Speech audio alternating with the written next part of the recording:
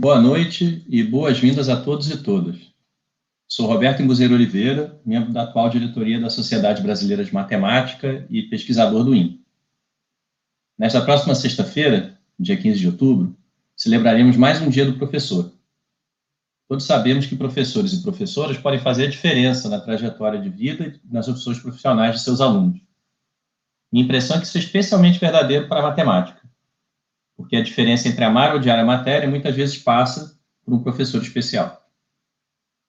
Hoje, a SBM celebra os professoras e professores do Brasil, uma mesa redonda sobre a carreira docente e a educação matemática no país. Contamos com duas debatedoras e um debatedor. A primeira debatedora é a professora Annelise Maimone, que é professora do ensino básico, formadora estadual de professores do estado do Ceará pelo programa Foco na Aprendizagem e professora dos cursos de Pedagogia e Matemática da UVA e DJ. O debatedor é o professor Carlos Nerrabe, professor do ensino básico, atuante na Escola Camões Pinóquio, no Rio de Janeiro, criador de cursos remotos para o Grupo Estácio. E, por último, temos a professora Viviane Oliveira, que é doutora em Educação Matemática, docente da Universidade Federal de Alagoas e atual coordenadora nacional do Profimate. Quero dar boa noite, boas-vindas aos nossos debatedores. Daqui a pouquinho chamaria os três a se apresentarem, falarem um pouco das suas trajetórias. Mas antes disso, eu quero começar lendo e comentando alguns trechos de um artigo que eu gosto muito, que se chama Meu Professor de Matemática. Ele foi escrito pelo professor Elon Lages Lima, que eu tive a felicidade de ter como colega no INPE, e esse artigo ele aparece no livro do mesmo nome, publicado pela SBM. Então, a partir de agora, vou ler uns trechinhos do artigo para vocês. Chamava-se Benedito de Moraes. Era alto, robusto, bondoso e muito energético. Sua voz, alta e característica, e a maneira de falar, sublinhando as palavras, refletiam, como tudo nele, simplicidade, clareza e convicção. Suas aulas eram bem-humoradas e cheias de entusiasmo pela matemática. Eram também claras, objetivas e eficientes. Explicava com bastante cuidado os pontos mais difíceis e requeria dos alunos apenas o que lhes ensinava. Assim, cumpria seu dever da melhor maneira possível. Em troca, não abria mão de exigir que os alunos cumprissem o deles. Nunca humilhava os alunos e tinha mais paciência com os mais atrasados, embora não admitisse jamais baixar o nível ou retardar o curso por causa deles. Benedito era o que se chamaria um cara papo firme. Falou, está falado. Suas definições e os enunciados dos seus teoremas eram sempre formulados com as mesmas palavras. As regras também. Isso era formidável. Facilitava grandemente a memorização, sem maior esforço. Tendo o acaso me deixado um dia, aos 18 anos, numa cidade estranha, sem dinheiro e sem emprego, não me preocupei muito, porque estava certo de que saberia ensinar a matemática. Bastava fazer como o professor Benedito. Foi o que fiz e acho que deu certo. Bom, eu trouxe esse texto aqui por duas razões. A primeira é para ilustrar aquela tese que eu apresentei no início, de que a diferença entre gostar de matemática, saber aproveitar a matemática e viver de matemática, muitas vezes passa por um professor especial. Não só isso é verdade sobre o professor Elon, que teve o professor Benedito como modelo, mas também é verdade a respeito de vários de nós com respeito ao próprio Elon, né, já que ele tem um papel fundamental na formação de professores e matemáticos em geral no Brasil, através de seus livros, das suas aulas, do Programa de Aperfeiçoamento de Professores no Ensino Médio, PAPMEM, e de várias outras iniciativas. A segunda razão para eu trazer esse texto é traçar um paralelo entre o modelo de professor que o Elon teve, que foi o professor Benedito, lá de Maceió, e o professor modelo que o próprio Elon se tornou. Nesses elogios do Elon, que a gente viu a clareza, a facilidade de expressão do professor Benedito, as suas demonstrações e enunciados precisos e sempre iguais, a gente pode reconhecer o que o próprio Elon adotou para a sua prática docente. E a gente vê, nesses pontos todos, que ser um bom professor não significa só dominar aquilo que vai ensinar, mas saber como ensinar. Então, feita essa introdução, eu quero agora pedir que os debatedores falem brevemente das suas trajetórias pessoais e profissionais e de como se tornaram o que são hoje. Começo pela professora Annelise. Olá, boa noite. Roberto, é um prazer estar aqui. Eu sou professora no Ceará. Eu não sou daqui, mas eu construí minha carreira aqui. Eu sou professora do ensino médio pela escola pública. Sou professora da UVA e DJ, dos cursos de pedagogia e matemática, né? Então, trabalho com a formação de professores, tanto na universidade quanto pelo programa Foco na Aprendizagem. Ser professora de matemática passou exatamente pelo que você falou, por um professor muito especial, por uma pessoa que abriu os horizontes, então eu me sinto também devedora desse compromisso, né, de inspirar novos meninos. Então, não só os alunos da universidade, né, os licenciandos, mas os meninos do ensino médio e os professores que a gente vem formando, que são professores da rede pública e que a gente vem acompanhando e trazendo material através do foco e formação, né? Então, a gente tem a vontade de contribuir, assim como outros professores contribuíram para a minha formação. Tá certo, obrigado, Anelise. Vou chamar agora o professor Carlos Nerrabe para fazer as suas considerações iniciais e falar um pouquinho da trajetória dele. Obrigado, Roberto. Bem, eu, na verdade, me formei inicialmente em engenharia elétrica, né? Mas eu vou contar um caso curioso que eu acho que explica com mais clareza por que eu me tornei um professor de matemática, né? Eu comecei a dar aula de matemática, explicações, né, para amiguinhos de colégio, desde o tempo que eu estava fazendo o Colégio Pedro II, há mais de 50 anos atrás. Aliás, há bem mais do que 50 anos atrás. Há 65 anos atrás foi quando eu entrei no Pedro II, aos 10 para 11 anos de idade. E eu comecei a dar aula particular para os meus amiguinhos que tinham mais dificuldade na matemática. Mas quando eu resolvi o que vou fazer da vida, eu queria ser professor de matemática. E aí eu tinha um guru, que era um amigo, pai de um amigo meu, um grande amigo da adolescência, que disse: olha, mas se você for fazer matemática, você só vai poder ser professor de matemática. Aí eu arregalei olhos, mas é isso que eu quero, ora bolas. Não, mas é melhor você fazer uma engenharia, te abre mais a cabeça, etc. Bom, moral da história. Eu acabei me formando engenheiro eletricista pelo Instituto Militar de Engenharia e tenho uma formação complementar em ciência da computação e em matemática na Fluminense, né? Na época em que na época, reitor da Universidade Federal Fluminense, era professor do IME de matemática, trabalhava em lógica, etc. Então, a minha paixão pela matemática, ela já nasceu muito cedo, né? E eu tive professores, como o próprio Roberto assinalou, a importância de você ter professores especiais. Eu tive professores magistrais no Pedro II, né? Talvez o mais conhecido seja Alberto Nunes Serrão, professor de matemática, que os professores de matemática buscam nos sebos os livros dele, né? Um outro professor que para mim foi muito importante foi o professor de química, Werner Gustav Krauledar. Quer dizer, esse camarada era catedrático da UERJ, professor do Pedro II, catedrático da UERJ, o responsável pela nomenclatura de química orgânica em língua portuguesa. Olha só, o cara que foi professor do ensino no ginásio e no científico do Pedro II. E o terceiro que eu lembro foi nada mais nada menos que Virgílio de Ataíde Pinheiro. Era uma enciclopédia, né? Ele era uma verdadeira enciclopédia. Eu fui aluno dele de um assunto que hoje não se ensina mais no ensino médio, né? Que era, no meu caso, científico, que era geometria descritiva, perspectiva, etc. e tal. Então, eu realmente tive exemplos extraordinários de professores que me fizeram me tornar um apaixonado. E eu comecei a minha carreira dando aula na pós-graduação, né? E aí, com o passar dos anos, eu fui descendo na escadinha, né? não estava mais afim de dar aula em pós, não era o meu barato. Aí fui dar aula no ensino médio, também não era o meu barato. E eu fui, uma época, vedete de vestibular aqui no Rio de Janeiro. O fato é que hoje eu dou aula para as crianças pequenas. Quer dizer, o meu grande barato é ensino fundamental, primeira fase.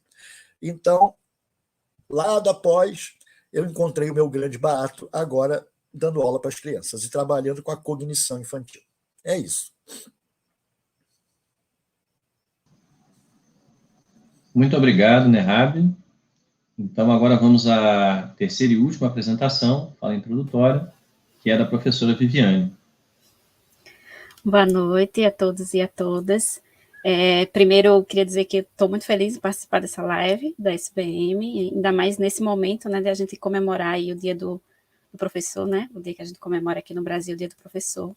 Então, estou muito feliz, né, de participar dessa live. Tirando, né, aquelas coisas de criança, de infância, que a gente sempre brinca de ser professora, né, e dessa experiência que a gente tem também da educação básica, da gente ter esses professores, né, eu também tenho essa experiência, assim como os professores falaram, de ter professores que me influenciaram bastante na educação básica. Tirando isso, né, a minha primeira experiência como professora, ela foi, assim que eu entrei na universidade, eu comecei a dar aula de reforço, né, que aí não é tanto a experiência de ser professora, porque é uma coisa mais, é um pouco diferente, mas aí eu comecei a entrar no estágio que eu ensinava para a EJA, né, então, Educação de Jovens e Adultos, e eu comecei com estágio, que foi a primeira experiência, e foi uma experiência, assim, maravilhosa, porque foi lá que eu aprendi mesmo o sentido de ser professora. Então, essa foi uma experiência que eu sempre gosto de relembrar, né, eu estava no segundo ano da graduação, da licenciatura em matemática, e foi a minha primeira experiência. Depois, quando eu tive que sair do estágio, aí sim eu fui fazer mestrado, né, e aí só depois que eu fui ter experiência em si, né, no ensino superior. Então, aí eu comecei a trabalhar com cursos diversos, né, engenharias, química, física, todos esses cursos, né, que tem ciências exatas. Eu tive essas experiências e depois eu fui mais para o foco mesmo das licenciaturas. Então, comecei a trabalhar bastante com as licenciaturas, então comecei a entrar na parte de formação de professores, né, na formação inicialmente, e depois também na formação continuada, com projetos de extensão, né, então a gente também foi para a formação continuada. Sem falar também do Profimat em si, porque quando você começa a trabalhar no Profimat, então você começa também a ter essa experiência com os professores que já estão na educação básica, e que a gente consegue ter uma visão bem melhor do que está acontecendo lá. Então, a experiência do Profimat também ela é muito, muito importante por conta disso, né? A universidade ela consegue se encontrar, né, com a educação básica, né, por meio do Profimat também. Então, os projetos de extensão, que vai também para a escola, né, tem a formação continuada, tem a formação inicial, que trabalha com a parte dos licenciandos, e tem o Profimat, que também trabalha com essa visão do professor. Então, a experiência profissional, assim, eu adoro ser professora, né, amo ser professora, então, a experiência que eu tive, os desafios que eu tive, mas tudo isso, eu gosto de dizer que eu sou professora, então, isso é uma coisa muito, que eu tenho muito prazer em dizer, né, então, eu digo com muito orgulho, né, que eu sou professora, então, essa é um pouquinho, né, da minha experiência aí profissional em relação a ser professora, né. Bom, muito obrigado, Viviane. Então, agora a gente vai começar a nossa conversa de verdade, né? A ideia, como eu falei, é que isso aqui seja uma mesa redonda. A gente conta muito com a participação do público, enviando perguntas aí pelo chat do YouTube, mandando comentários, mas a gente vai começar com algumas perguntas nossas, digamos assim, ou minhas, talvez, dos nossos debatedores, né? E a primeira delas é a seguinte.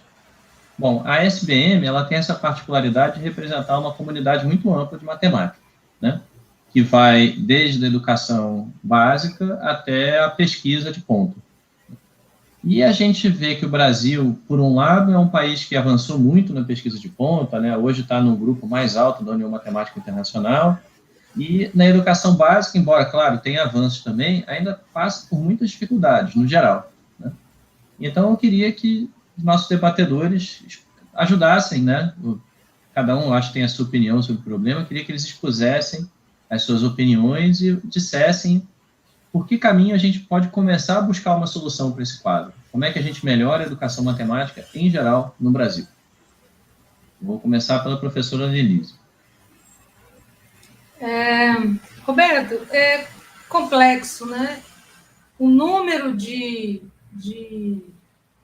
especialistas, doutores, enfim, é muito pequeno perto do número de jovens que têm que ser formados, né? Não é só uma questão de número, é uma questão de capacitação, de formação. Muitos dos professores que estão em sala de aula hoje não têm formação continuada. Muitos desses professores não tiveram, como o professor Neab falou anteriormente, a gente tem licenciandos que saem da universidade sem uma aprendizagem adequada, sem ter passado por disciplinas que os capacitassem para dar uma aula de matemática decente, né? A gente tem, por exemplo, cursos de pedagogia com 2 disciplinas de matemática. 2 disciplinas de matemática em 4 anos é nada. Como que eu vou ensinar matemática com qualidade em 2 disciplinas de 60 horas? Ou que tenha mais horas, enfim, 2 disciplinas é muito pouco para que o licenciando, por exemplo, em pedagogia, seja capacitado de maneira adequada para dar aula para a educação infantil, para dar aula para o Fundamental 1, né, para as séries iniciais. Então, eu acho que não é só uma questão de não estão ensinando bem. Não, a gente precisa de muito mais do que isso. A gente precisa que as universidades revejam seus currículos. A gente precisa de uma matemática mais profunda no curso de matemática e no curso de pedagogia. A gente precisa que esses professores tenham formação continuada. E se o professor já é licenciado e está numa rede de ensino, a rede precisa oferecer também essa formação para esses professores. A formação não é só responsabilidade do profissional da educação, mas é também uma responsabilidade da rede que tem esse profissional, de estar todo o tempo melhorando e reciclando esses profissionais. A gente precisa de profissionais bons em todas as instâncias, não é só no ensino médio, só na universidade, não. A gente precisa que, desde a educação infantil, o professor que ensina matemática, ou que seja polivalente, ensine todas as disciplinas, não importa, que ele tenha uma bagagem, não pode ser a bagagem que ele trouxe do ensino médio e da vida escolar dele, tem que ser uma bagagem, tem que trazer uma matemática com uma didática decente, né? Com conhecimento em matemática, e é isso que a gente vem trazendo nos cursos de pedagogia e de matemática, um pouco mais de matemática para pedagogia e um pouco mais de didática para matemática, um pouco mais do se aproximar do aluno, né, para entender que nem todo mundo aprende igual, né? O professor precisa ser um tipo de poliglota na sala de aula. Ele precisa falar todas as línguas dos seus alunos. Não que eles falem línguas diferentes, mas eles entendem por caminhos diferentes. Então, é necessário que o professor ele tenha mais do que um caminho, ele tenha um repertório de caminhos para atingir o aluno, para o aluno aprender, né? Para ter uma aprendizagem significativa, para compreender o que o professor está falando. Então, eu acho que a gente precisa rever, né, o sistema educacional como um todo e perceber que não é só o problema do aluno, não é só o problema do professor, é de um âmbito muito maior e que todo mundo tem que se sentir responsável, todo mundo tem que trabalhar em prol dessa melhoria da educação. mas se a gente tem tecnologia de ponta, por que, que a gente não tem esses ótimos alunos na educação básica? Porque muitas vezes quem está lá na ponta teve oportunidades que os que estão na educação básica não tiveram. Ótimos professores com didáticas adequadas, oportunidades que os outros não tiveram. E a gente tem uma infinidade de alunos com situações diferentes, situações de risco, situações de profunda pobreza, e alunos que têm condições decentes, né, de sociais e econômicas, de terem um melhor ensino. Então, a gente precisa ver que as oportunidades não são iguais para todos. Por mais que todos estejam na escola, entre aspas, né? Nem todos têm as mesmas oportunidades. Muito obrigado, Annelise. Foi uma resposta bem completa, né, que passou por vários pontos, e eu quero aproveitar para trazer alguns desses pontos ao debate, né? Então, vamos falar especificamente da formação do professor, que foi um ponto que você levantou, não só a formação na universidade, né, mas a formação continuada. E claro que atrelado a essa formação continuada tem uma outra questão, que é a carreira, né? Como é o plano de carreira, como é que você estimula o professor, como é que você dá a ele condições de trabalho também, né? Então, são duas coisas distintas. E eu queria começar pela parte de formação, perguntando para a professora Viviane, que já trabalhou em diversos níveis de formação, né? Aqui a Annelise falou de pedagogia, falou da licenciatura de matemática mesmo, né? Se ela pode dar uma ideia de como é que é a formação, ou qual é a formação, o que se busca na formação de um professor de matemática, seja no ensino básico, primeiro, né, seja na educação fundamental 1, na educação fundamental 2, no ensino médio. Eu sei que eu estou perguntando várias coisas ao mesmo tempo, né? Você pode ficar à vontade para dar a sua visão geral ou pegar alguns pontos específicos. Obrigada, Roberta. Eu concordo com o que a Annelise falou, né? Então, vai muito em si mesmo nessa parte da formação, e aí você destacou essa parte da formação, que a gente realmente precisa repensar como é que está sendo essa nossa formação. Tem um detalhe que a gente também tem que pensar: que formação básica é essa, né? Que formação na educação básica que a gente quer? É uma formação única para todo mundo, né? É uma formação que, independente de se o aluno ele vai para a universidade ou não, é a mesma formação? Que formação básica que a gente precisa para o estudante, né? Então, isso vem muitos questionamentos além disso, né? Além da gente questionar de como que a formação básica está ruim, mas a gente também tem que pensar que formação básica é essa, né? Vou comentar um pouquinho o que a Valci colocou ali, né? A Valci comentou que, né, nos cursos de pedagogia, por exemplo, né, às vezes só tem uma disciplina, né, e às vezes só uma de didática, né? Então, não estuda em si a parte da matemática em si, e às vezes esses professores têm dificuldades em si na matemática, né? Então, mas eu entendo também que é um curso de licenciatura e que a pedagogia ela também tem que atender a várias coisas, né? Então, é uma mudança realmente de estrutura por completo. A matemática ela precisa de uma atenção especial, como que a gente vai fazer isso? Então, eu sei que é complicado também para a pedagogia. Então, uma das formas que eu acho que é interessante da gente também pensar é de sempre ter essa relação entre o professor da educação do ensino fundamental 2 e do ensino médio, né, junto também com o professor da pedagogia. Então, a gente costuma, já que o Roberto falou um pouquinho de formação continuada, a gente já fez formações continuadas em que a gente tem os dois públicos, né, o pedagogo e o professor também licenciado. Então, os dois públicos, eles conseguem se conversar e conseguem entender o que é que o outro, né, precisa também. Até porque não é só o pedagogo que precisa conhecer, né, o que é da matemática um pouco mais avançada, vamos dizer assim.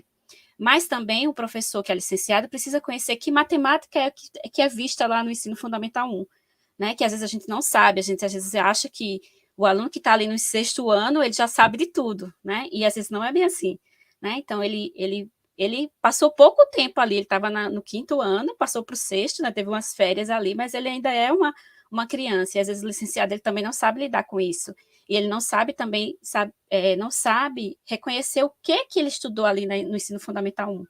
Então, eu costumo bastante trabalhar na parte das disciplinas de projetos, a gente conhecer um pouco também sobre o ensino fundamental 1, mesmo sendo licenciados, mas a gente conhecer também o ensino fundamental 1, no sentido deles saber o que é que os alunos deveriam saber, o que é que os alunos aprenderam lá, de que forma foi, né? Eu acho que é uma formação continuada em que vai essas duas linhas, né, o pedagogo e a parte do licenciado, ela é um interessante, né? E eu acho, né, e eu tenho convicção disso porque a gente já teve experiência em relação a isso e foi muito bom, né? Foi bom para mim, como professora que estava formando professores, foi bom para os licenciandos que já tinham concluído licenciados, no caso, e também para os pedagogos, né? Então, foi muito interessante essa proposta. Então, é uma proposta interessante que eu acho que vale ressaltar aqui. Eu não sei, Roberto, se você quiser que eu fale mais alguma coisa, não sei se eu me perdi. Não, já falou muita coisa legal. Eu quero, na verdade, pegar um outro gancho, que é o seguinte, a gente está falando até agora, você falou várias coisas muito importantes sobre a formação, digamos, em matemática do professor, né? E tem um outro aspecto da formação do professor, que a Annelise tocou, que é a formação para a didática, né? O que você dá de subsídio para o professor dar uma boa aula, atingir vários alunos, né? Annelise usou a expressão do professor ser poliglota em sala de aula. E é curioso porque tem 2 pontos que foram levantados aqui. Bom, esse ponto está na cabeça de muita gente, está em conflito com o outro ponto, que é o conteúdo matemático. Então, frequentemente você ouve declarações de gente dizendo, porque bom, às vezes eu vi isso com professores de matemática, do Prof. Mate lá no IMPA, né? O pessoal fica botando pedagogia na cabeça da gente, não fica botando matemática, fica ensinando teoria da educação, Vygotsky, Piaget, sei lá, e matemática que é bom a gente vê pouco. E às vezes as pessoas vão além disso. Às vezes as pessoas chegam a desconfiar que os teóricos de educação, ou pelo menos alguns teóricos de educação, eles têm um papel meio deletério. Vou pegar um exemplo que a gente vê diariamente nas redes sociais, né? Há pouco tempo foi celebrado o centenário do Paulo Freire. E você vê declarações na linha de, esse cara tornou a educação brasileira uma porcaria, né? Então, falando especificamente de Paulo Freire, mas também falando de forma mais ampla, eu queria perguntar para vocês, vou aproveitar e perguntar para o Nerhab, já vou explicar por quê, como é que ele vê essa questão, né, da teoria da educação, do Paulo Freire em particular, porque a gente vê as críticas frequentes. Se tem alguém aqui que podia não gostar do Paulo Freire, talvez seja o Nerhab, porque, afinal, não se formou em matemática, né? Não aprendeu, pelo que eu entendi, acho que antes na prática do que na teoria, como dar aula, né? E então, Nerhab, o Paulo Freire, qual é o papel dele? É culpa dele ou não? Você fez uma maldade comigo, né? Mas tudo bem, não tem nada não. Olha só, quando me fazem perguntas paralelas a essa, né, eu costumo dizer o seguinte: eu fiz uma palestra no PAPMEN, no Programa de Aperfeiçoamento para Professores de Ensino Médio, patrocinado pelo IMPA, se não me engano, há 1 ano e pouco, onde eu falei em oficinas para ensino fundamental, né? Eu mostrei uma tela com pelo menos 20 grandes pensadores, né? Onde eu procurei mostrar que é fundamental, se você quer trabalhar com crianças, que você, além da matemática, tenha uma formação de como você chega na criança, não é verdade? Então, eu costumo brincar dizendo o seguinte: o Paulo Freire, 90% das pessoas que falam mal dele nunca leram uma linha dele, né? Nunca leram uma linha dele. Quer dizer, o olham com o aspecto, digamos assim, extremamente limitado e preconceituoso. Trata-se de um comunista perigoso. E isso esvazia qualquer tipo de discussão. O Paulo Freire foi um gênio por várias razões. Se eu fosse tocar na BNCC hoje, eu gostaria de chamar a atenção que a primeira competência geral da educação básica da BNCC diz o seguinte: valorizar e utilizar os conhecimentos historicamente construídos sobre o mundo físico, social, cultural e digital para entender e explicar a realidade, continuar aprendendo e colaborar para a construção de uma sociedade justa, democrática e inclusiva. Aí eu pergunto, nós, professores de matemática, vamos compreender essa frase que eu acabei de mencionar estudando matemática? Ou estudando sociologia, filosofia, psicologia, didática, não é verdade? Então, nós temos uma quantidade infinita de gênios da matemática e da pedagogia que nos deram ferramentas para a gente conseguir chegar na criança, né? Então, quando essa primeira competência fala em explicar a realidade, eu já morro de rir, porque quem me conhece sabe que eu torço o nariz para a BNCC, né? Qual realidade, cara pálida?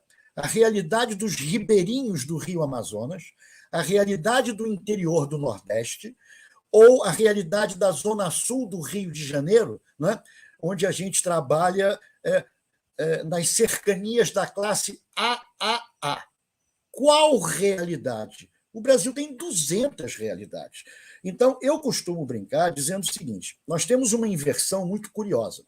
O professor do ensino básico, ou seja, a primeira fase do ensino fundamental, ele, em tese, supostamente, estudou muita didática, não importa com qual viés, com qual psicólogo de aprendizagem, com qual sociólogo de aprendizagem. Se ele escolher uma linha de um gênio, vai dar certo. Ele tem que acreditar nos gênios que nós já estudamos. Agora, esse cara não sabe nada de matemática.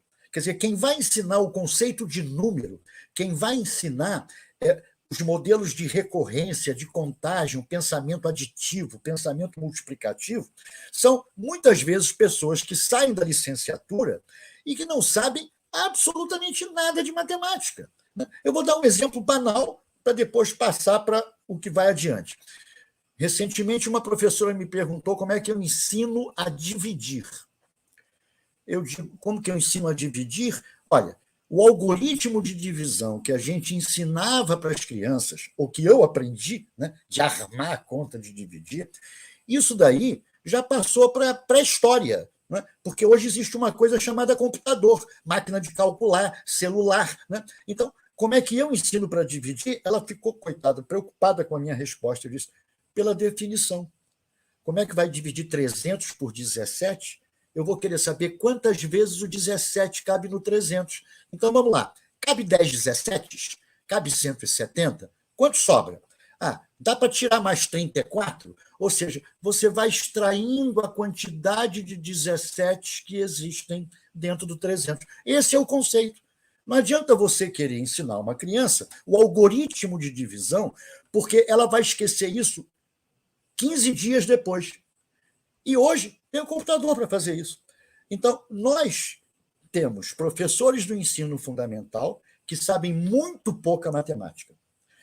E temos professores do ensino médio e do ensino superior, em especial a segunda parte do fundamental e o ensino médio, que podem saber muita matemática, o que não é muito verdade, não. Eles não têm uma visão holística da matemática, né? E não sabem nada de pedagogia, não entendem nada de didática.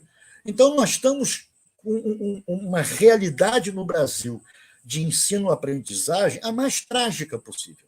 Eu tenho uma visão um pouco dramática disso. Eu acho que se o país não passar a investir seriamente no ensino fundamental, ao invés de gastar os trilhões em ensino superior, fazer como a Coreia fez, né? A Coreia do Sul fez, investir na educação básica. Daí é que eles viraram, né? Em 25 anos, eles viraram o jogo, na verdade. Estão 100 anos na nossa frente em 20, na verdade, e nós continuamos lá, né? No PISA, nos resultados que a gente conhece, todo mundo é completamente analfabeto em matemática, e falta um projeto Brasil de educação básica e educação matemática. Então, eu não vejo uma solução simples. Eu acho que muitas pessoas descobrem os problemas, mas eu não vejo ninguém propondo uma solução que tem que passar por um programa de Estado, na verdade, onde a gente tem que investir pesadamente no ensino fundamental. Quer dizer, quando eu vejo que o mundo digital, você lê a BNCC, ela fala para caramba em mundo digital. Que mundo digital, cara pálida? No Brasil, 40% das escolas não têm acesso à internet decente. Então, o que nós estamos querendo criar para as nossas crianças? Que eles fiquem completamente analfabetos no futuro próximo? Então, nós já estamos muito atrasados. Então, eu ainda tenho um otimismo de que apareça algum santo que realmente resolva pegar a unha o problema da educação básica no Brasil e transformar isso numa política de Estado. Eu acho que, basicamente, Roberto, é isso que eu gostaria de transmitir. Pois é. Então, o que eu ouvi da sua fala, né, é o seguinte. Em primeiro lugar, a gente não tem uma preparação boa para o conteúdo de matemática, na maior parte dos casos. E, no segundo lugar, a gente também não tem uma preparação boa para o ensino de matemática. Então, para responder a minha própria pergunta, né, o Paulo Freire, antes de ser culpado, ele é um desconhecido. Né? Não é nenhuma questão de atribuir uma responsabilidade, né? Porque não se aplica. Então, mas voltando então a alguns dos pontos que você levantou, eu queria pegar um ganchinho desse pedaço da divisão. E, bom, o jeito que você ensinou para ver quantas vezes 17 cabe no 300, é o jeito assim, eu não conheço alguém que faça conta de cabeça sem fazer algo muito parecido com isso, né? Quer dizer, você não arma a conta de divisão na cabeça com o resto e traçando aquele uzinho embaixo dos algarismos. Mas, ao mesmo tempo, quer dizer, teve uma coisa que me chamou a atenção que você falou, que tem a ver com o papel do computador, no fundo, né? Que é o seguinte, a gente tem necessidades hoje muito diferentes na prática, na matemática, do que tinha, sei lá, até nos anos 60, que não só há tanto tempo atrás assim, né? Anos 60, qualquer empresa de engenharia tinha ainda engenheiros calculistas lá fazendo as contas para a ponte não cair. E hoje a gente não tem mais isso. E aí uma pergunta que eu me ponho, na verdade, apresento para vocês, até onde vai essa, digamos, revisão do ensino da matemática por causa da tecnologia, né? E isso tem várias pontas. Tem uma ponta de usar a tecnologia para ensinar o que você já ensinaria de qualquer maneira, de talvez tirar alguns conteúdos ou desenfatizar, porque agora a tecnologia, né, o computador faz as contas, ou, por outro lado, de acrescentar assuntos, talvez a grade curricular, que tem a ver com computação. Então, quero jogar essa pergunta para vocês, ver quem se anima a dizer alguma coisa a respeito. A gente tem uma relação... Suspeitável, pode falar. Eu queria fazer só uma observação. A propósito desse tema que você está enfatizando agora. A gente vê nos livros, basicamente, o seguinte: estudar objetos matemáticos ao invés de focar no processo mental. Basicamente, o que eu estou dizendo é o seguinte: modelar uma realidade é o que, durante muitos séculos, ainda vai ser papel do ser humano. Agora, no momento que você modelou o seu problema,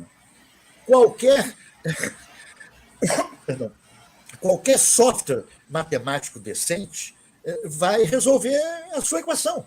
Quer dizer, você colocar num livro de matemática do ensino médio 50 equações do segundo grau, o cara resolvê-las, eu considero isso de uma idiotice inominável.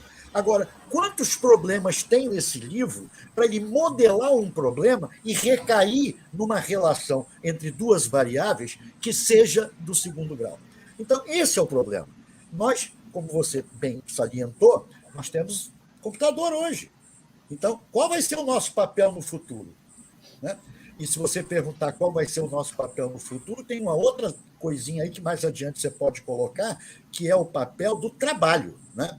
Espera lá, vai ter trabalho para quem, cara pálida, daqui a 30 anos? Não é verdade? Então, na matemática, o que nos cabe fazer com a máquina disponível?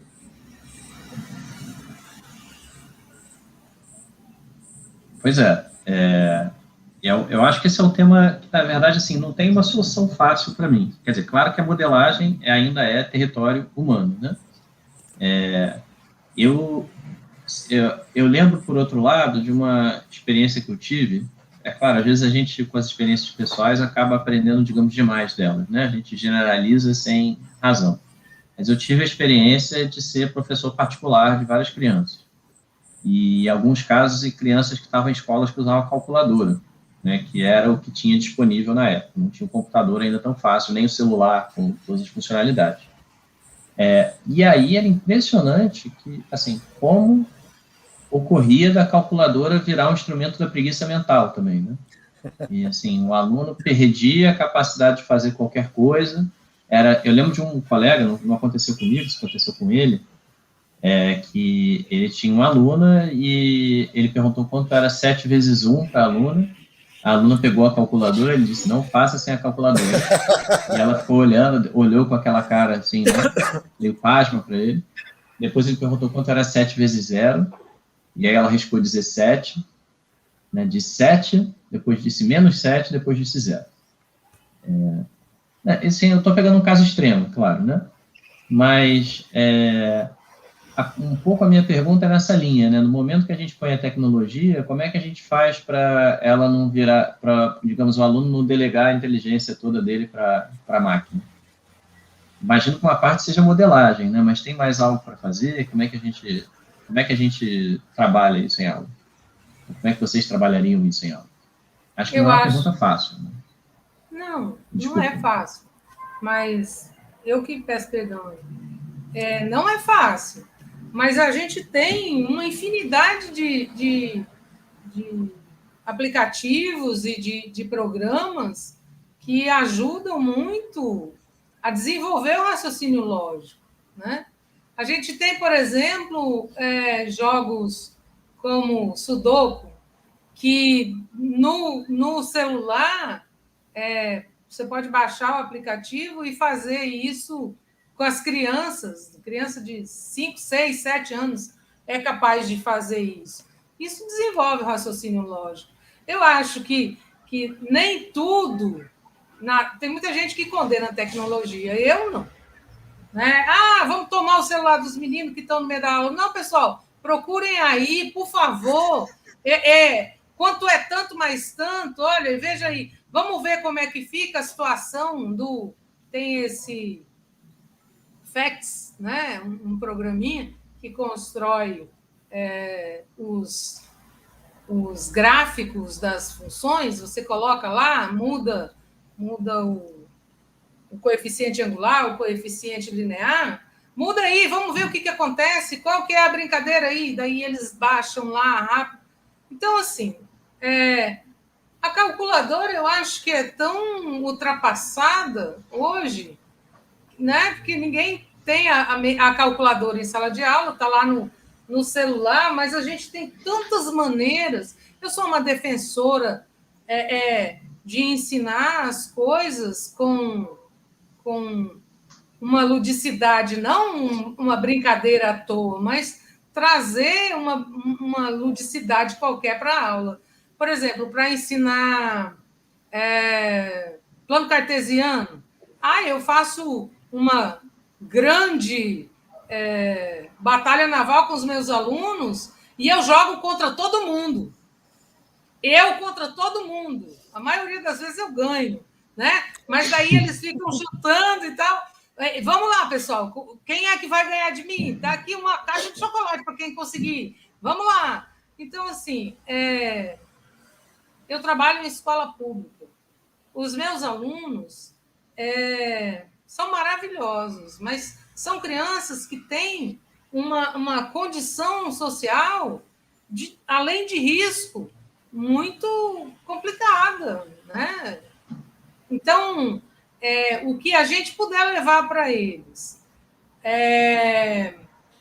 de uma maneira acessível, que desenvolva o raciocínio lógico e que, ao mesmo tempo, ele aprenda e goste da aula e queira vir para a aula e queira ficar na sua aula, eu acho que é válido, né? Aí está aparecendo o Francisco Valentim, ele foi meu aluno. Ele é um exemplo de professor que trabalha dentro da educação básica, lá no Fundamental 1, nas séries iniciais, que tem ganhado prêmios, porque ele trabalha tudo no concreto. E, assim, eu fico muito feliz de ter tido alunos como ele, que a gente pôde inspirar e que daí saíram grandes profissionais que estão levando para essas crianças que têm dificuldade maneiras diferentes de aprender. Eu atendendo um aluno hoje que não sabia quanto era 20 dividido por 10. Não é só naquele tempo que você dava aula de reforço, hoje ainda tem.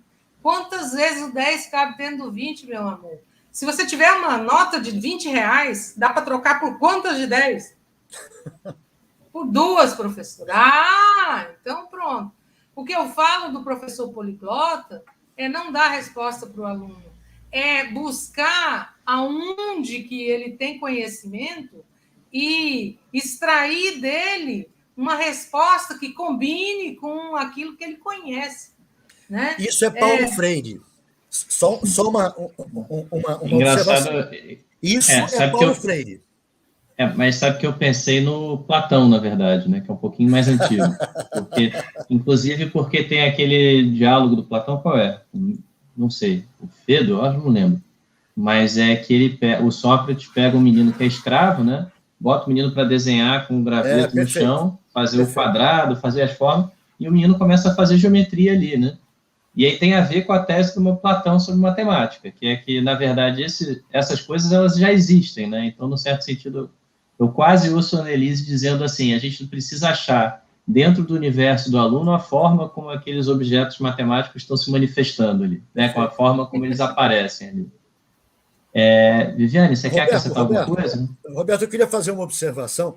Você comentou que você deu aula particular e provocou, né, o seu aluno a 7 vezes 0, etc. E tal.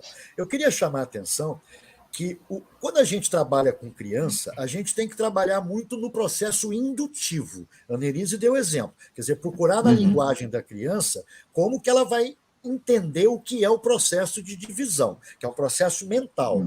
Agora, nada impede, e eu acho absolutamente essencial, e isso falta aos professores, o conhecimento da matemática formal.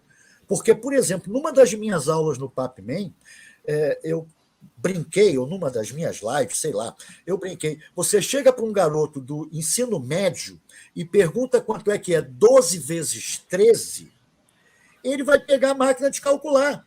Por quê? Porque a palavra distributividade para ele era apenas uma palavra que ele teve que decorar, porque o professor não teve competência para explicar para ele que 12 vezes 13 é 12 vezes 10 mais 12 vezes 3. Então, ele consegue fazer essa conta de cabeça, 120 mais 36.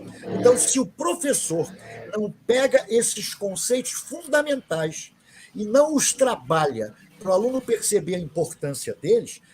Outro exemplo, produtos notáveis. Produtos notáveis são raros os professores que vão para geometria, quadradinho, retângulo, etc., para mostrar por que A mais B ao quadrado é A2 mais 2AB mais B2. Aí vira uma fórmula odiosa que o aluno não vê nenhuma aplicação para isso e vai esquecer 2 semanas depois. Agora, se você trabalha a visão espacial, a geometria dessa propriedade, nunca mais na vida o aluno vai esquecer quanto é que A mais B ao quadrado. Então, é fundamental ir para o concreto, como a Annelise fala, falar a linguagem do aluno, que tem muito de Freire nisso, e é fundamental os grandes alicerces do que você está ensinando tem que ser passados para o aluno. Comutatividade não é uma bobagem que o cara tem que decorar a palavra, porque A elevado a B não é igual a B elevado a A. Então, a criança conhece situações, associatividade. A dividido por B dividido por C. Pode não ter parênteses, só se você estabelecer uma convenção, senão o nego vai ficar na dúvida. Então, isso tem que ser dito para as crianças. E isso que eu comentei foi para responder a pergunta que um colega fez. Se não ensinar o básico para as crianças, quem vai desenvolver os programas que a Annelise disse que faz? Mas quem disse que não é para ensinar o básico para as crianças?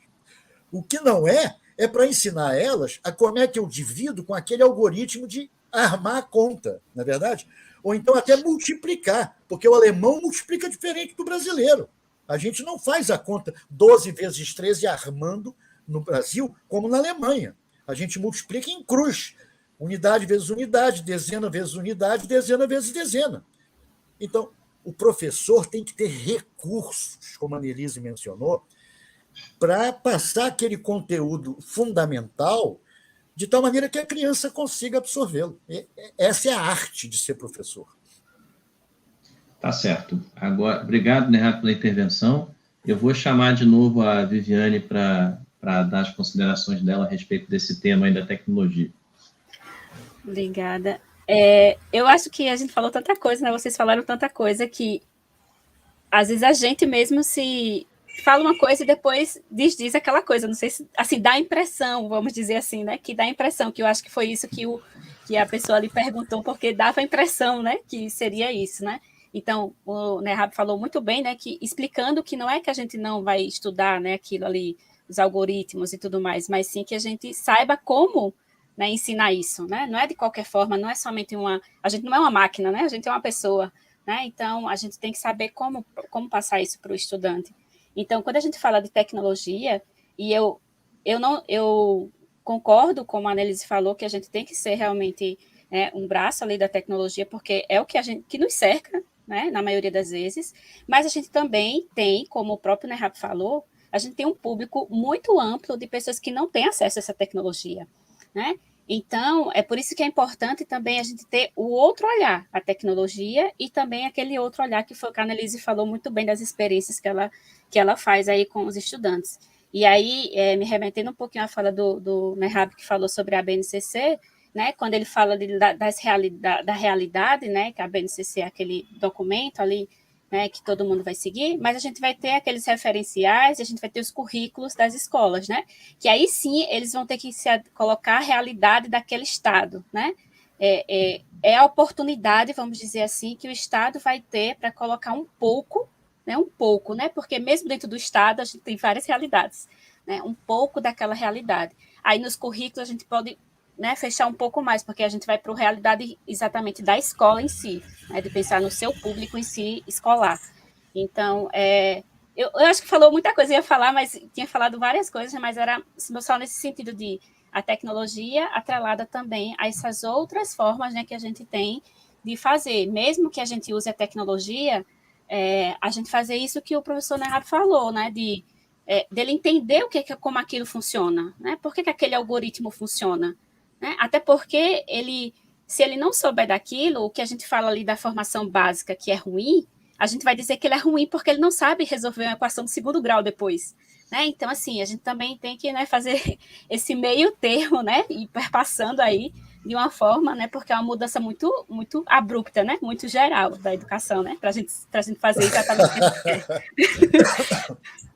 quer. Viviane, quando eu falo assim que a gente usa a tecnologia, a gente pode usar como aliado, não é deixando de lado, de maneira nenhuma, o que a gente faz, né, no desenvolvimento aí do raciocínio lógico, na modelagem, no lápis e o papel, não. Isso, aliar os dois, né, como você mesmo falou. Sim, com certeza. Aqui no Ceará, a gente tem uma situação que a gente está vivenciando agora, depois da pandemia, que os alunos do ensino médio receberam chips e depois tablets, né? Nem todo mundo recebeu ainda, mas ainda está havendo a entrega disso daí. Então, os chips vieram muito para ajudar esse problema da internet, que os alunos não tinham acesso e tal. E o tablet, para quem não tinha um bom celular, que não conseguia acessar, nem abrir os programas que a gente enviava, as atividades e tudo mais. Então, a gente tem minimizado, de alguma maneira, essa falta de acesso e essa falta de material. Mas é lógico que, durante a pandemia, né, isso é muito novo, é muito agora.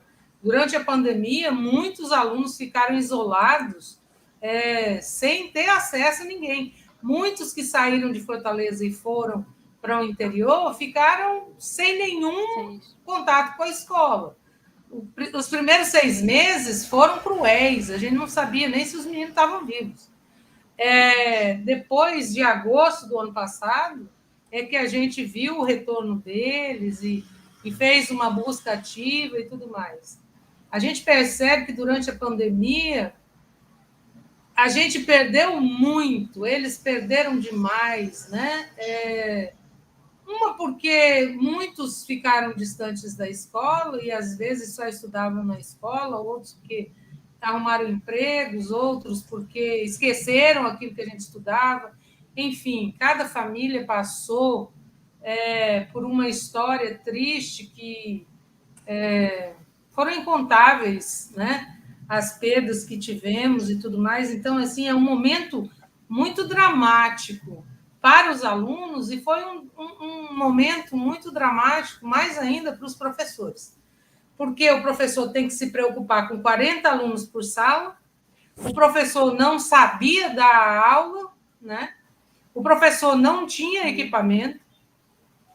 E como é que ele vai fazer para desenvolver tudo isso e dar a sua aula, uma aula de qualidade, sem a tecnologia? Né? Eu tive colegas que passaram a pandemia toda dando aula de um celular. Eu, graças a Deus, tive a oportunidade de poder dar as minhas aulas com uma mesa digitalizadora e tudo, mas nem todo mundo teve essa oportunidade. Então, a gente tem alunos que esqueceram tudo que aprenderam. E agora está valendo, nesse retorno, qualquer coisa para fazer esses meninos aprenderem, seja no remoto, né, no híbrido, no presencial. A gente está correndo atrás do prejuízo, e seja com o lápis e o papel, ou seja com o celular, a maneira que eu consegui encontrar para encantar meu aluno, para ver se ele aprende alguma coisa, é essa mesmo. Aqui for possível. Hoje eu estava dando de manhã cedo uma formação para uma cidade do interior e eu estava dizendo que muita gente preocupada com o Saeb, e agora o MEC ainda está lançando aí uma coisa triste, né? Que é uma expectativa de nota para cada escola, e isso pressiona o professor, pressiona o aluno, pressiona todo mundo, e ninguém sabe de onde que vai tirar essa carta da manga para poder fazer esses alunos se saírem bem. A expectativa da escola tal é um 4,5. De onde, se os nossos alunos não estavam nem vindo para a escola, né? Então, é muito complexo. Então, quando eu estava falando da tecnologia, eu estava falando que a gente busca a ferramenta que tiver à mão para fazer esses meninos aprenderem alguma coisa, né? E só para concluir minha fala, eu falava hoje que a gente precisa que os nossos alunos tenham aprendizagens significativas e não sejam condicionados a fazer prova seja de Olimpíada, seja de Saeb, SPAES e o que for. Os nossos alunos precisam começar a aprender desde o primeiro dia de aula até o último dia de aula. Eles precisam estar preparados numa sequência de conteúdos, né, que traga desde lá da proporcionalidade até a geometria analítica, né, traga lá uma grande ideia desenvolvida para que ele entenda o caminho que aquele conhecimento do 7º ano foi fazendo até chegar no 3º ano do ensino médio, com a clareza de que esse conhecimento é um conhecimento contínuo, né? E que cada pedacinho que ele foi aprendendo, de fato, vai ajudando ele a encarar novos desafios. E, para isso, o nosso professor precisa entender a grande ideia, que é um conjunto, uma sequência didática que está interligada, que traz todos os pré-requisitos lá do Fundamental 1, séries iniciais, perdão, lá das séries iniciais até o 3º ano, incluindo essa divisão com o raciocínio, seja naquilo como ele aprendeu no algoritmo, seja no raciocínio lógico, seja na distributiva, ele precisa aprender de uma maneira concreta, de fato, para a vida, para que ele, a cada desafio novo que a matemática impuser a ele tenha a bagagem para resolver. Não é estudar só para isso, fazer a prova e esqueceu. Estudar só para isso, fazer a prova e esqueceu. Estudar só para isso, fazer a prova e esqueceu. No final das contas, ele não levou nada para a vida, ele não é um cidadão. Ele não tem nenhuma bagagem, ele não levou nada, ele só fez prova e deu prêmio para a escola. Isso eu sou contra. Ô, Annelise, só complementando, Roberto, rapidinho, que a Annelise falou, além desse conhecimento, né, Annelise, que você falou muito bem, ser um conhecimento útil, né? Que ele consiga perceber que aquele conhecimento é útil para a vida dele, né? Porque Sim. A gente fica com aquela expectativa de que o aluno ele é bom se ele responde e tira 10 na prova, se ele, né, ganha uma medalha, se ele faz isso. Então, tem vários sis, né? Que não é em si a utilidade da matemática, né? A utilidade no sentido de que ele entenda que aquela matemática ali é importante para a vida dele, né? Eu acho que esse é o ponto principal que você falou, né? Muito bem, que esse é o ponto principal, né? Do que a gente quer que o aluno ele aprenda, né? Por isso que eu digo, quando a gente fala de formação básica da matemática que é ruim, que formação é essa? Né? É a formação o quê? A formação de que ele se dá mal nas provas? Que formação é essa que a gente diz que ela é ruim? Né? Então, a gente tem que pensar um pouquinho, né? Que formação é essa que a gente quer, né? Para os nossos estudantes. Eu vou aproveitar esse gancho e vou falar de um tema que, para mim, é muito caro, né? Que bom, a gente sabe que nem todos os alunos para os quais a gente ensina matemática vão, de fato, estudar matemática, ou engenharia, ou alguma área que faça uso intenso da matemática. Né? E rapidamente, quando a gente para pensar nisso, a gente se pergunta qual é o mínimo de matemática que um cidadão precisa, ou quais são os conteúdos mais importantes, né?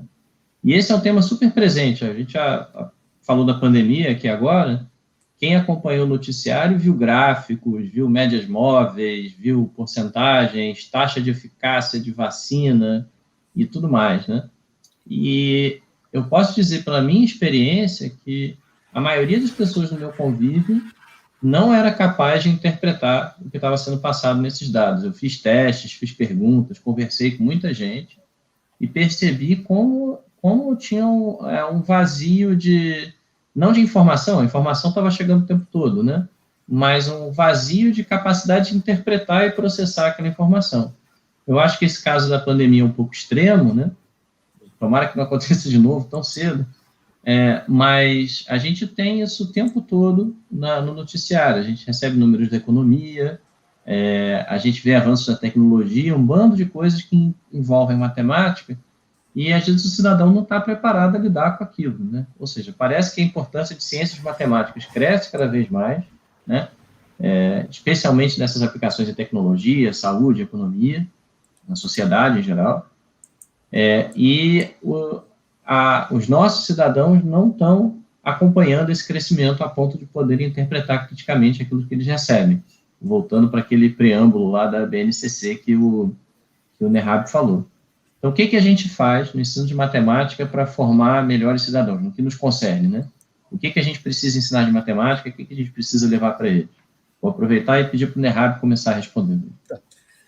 Eu acho que tem alguns paradigmas que a gente tem que vencer e que dependem da coragem da gente. Por exemplo, a Viviane mencionou, mas aí eu vou ensinar para o cara a modelar e depois eu vou ser criticada porque meu aluno não sabe resolver uma equação de segundo grau. A minha resposta seria, radicalizando, é lógico, porque para a gente encontrar um equilíbrio tem que radicalizar. E para que um cara precisa saber resolver uma equação de segundo grau? Meu Deus do céu! Aonde na vida que você vai resolver uma equação de segundo grau, a menos que você se encaminhe para a matemática. E mesmo assim, é só chutando bola para o gol, porque as parabolinhas não servem para nada em termos de modelagem do mundo real. Ou seja, o comportamento aditivo e multiplicativo, as retinhas e as exponenciais, elas respondem por 90% dos fenômenos da física, da química, da biologia.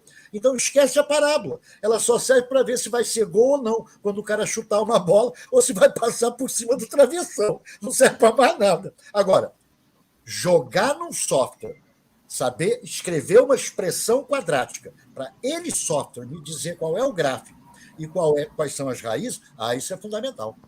O polinômio de uma maneira geral. Mas, então, coragem. A gente tem que ter coragem para não ensinar determinadas asneiras que estão explicitadas na BNCC. Equação biquadrada, pelo amor de Deus! Tem coisa mais acadêmica do que isso? Bom, aí voltando para a pergunta do Roberto. Coragem, a gente tem que ter coragem. Coragem para dizer, eu acho que estes temas A, B, C e D são fundamentais. Então, eu não vou estudar pedaços de conteúdos, eu vou ensinar processos mentais. Por que eu digo isso? A BNCC, a minha maior crítica, é exatamente que ela trabalha com objetos de conhecimento. Ela não trabalha com processos mentais. Eu vou dar um exemplo banal. A gente ensina para a criança semelhança de triângulos, né? Um triângulo espicha, né? A proporção entre os catetos é a mesma, você espichando. Bicho, isso é a base da trigonometria. O que é seno de um ângulo? Então, nós estamos lá no Tales, retas paralelas cortadas por transversais. Aí depois você vai ensinar equação da reta, que o professor tem a cara de pau de começar a aula assim. Uma função f é uma função afim se ela se expressa por y igual a f de x igual a ax mais b. Gente, o que esse A significa para o aluno? Nada. O que esse B significa para o aluno? Nada. Da onde ele tem que começar? Da semelhança de triângulos. Se o cateto é o dobro do deitado, vai ficar numa reta os pontinhos. Olha lá, então y igual a kx, é óbvio que é uma reta. Isso vem da semelhança de triângulos. Mas depois você tem abscisse ordenada, que é um pouco além dos catetos, tem sinal bacana. Mas equação da reta é raciocínio aditivo. A cada aumento no eixo horizontal, você tem o mesmo aumento no eixo vertical. Então, eu não estou ensinando o meu aluno a pensar, eu estou ensinando a decorar. A é coeficiente angular, é a tangente do ângulo. Quem está percebendo que isso é a tangente do ângulo? Se o professor não explica, intuitivamente, pela semelhança dos triângulos retângulos que estão espichando. Então, eu acho que a formação dos professores está muito ruim e está aderente à BNCC. A regra. Qual é a regra para eu descobrir o coeficiente angular? Nego da fórmula, gente. Olha só, gente, eu vou dar um último exemplo. Volto a dizer que a coragem é o mais importante. O professor de física, ele não consegue usar a matemática para facilitar o entendimento que ele tem que dar para conceitos da física. O professor de matemática esquece muito o mundo real e não o usa para ensinar para os alunos. Eu faço exatamente o contrário. O professor de física usa a matemática para justificar certas coisas, pois eu começo a ensinar um conceito de matemática a partir da física. Então, você imagina que você acelera seu carro. A cada segundo aumentou 10 metros por segundo. Bacana. Então, o que significa isso? Significa que a cada segundo a sua velocidade vai ser 10 metros por segundo a mais. Gente, o que é isso? É uma reta. Mas o professor de física tem que dizer para o infeliz do aluno dele que ele tem que decorar a fórmula V igual a V0 mais AT.